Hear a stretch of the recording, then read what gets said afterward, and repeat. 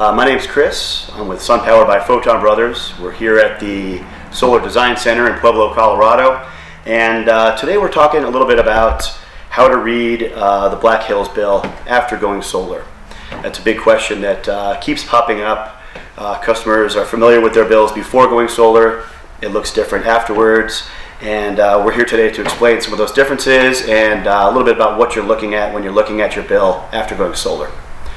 So, what we're looking at here is a new bill. It's the flip side, or page 2 of your Black Hills bill. And the way it reads after going solar is a little bit different than what you're used to looking at. There's going to be 2 different sections instead of just one. In the first section here, that's going to be the readings from your new net meter that the utility installed. Section 2 here is going to be the reading from your production meter, which is the second meter that the utility installed right next to the other one.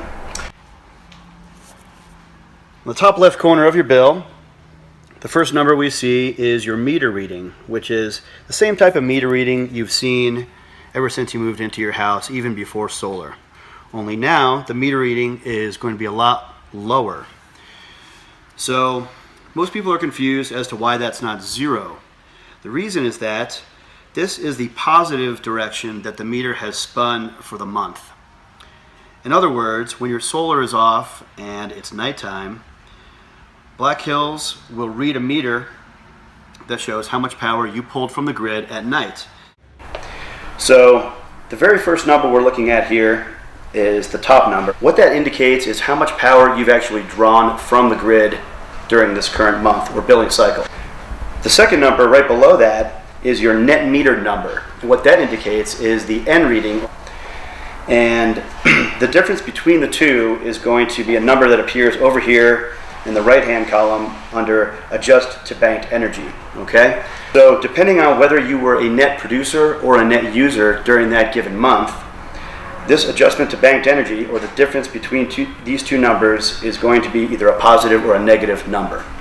If that number is positive, in other words, you were a net producer, this adjustment to your banked energy is going to increase the energy in your solar bank.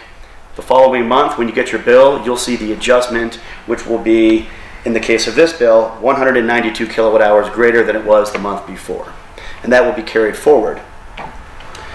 Now, if you were a negative user of energy, in other words, your solar system didn't quite keep up with the demand you had in your house that month, and this first number would be larger than the second number, giving you a negative reading here on net energy, that adjustment will be made to your bank in a negative way. So it'll subtract out of your existing solar bank.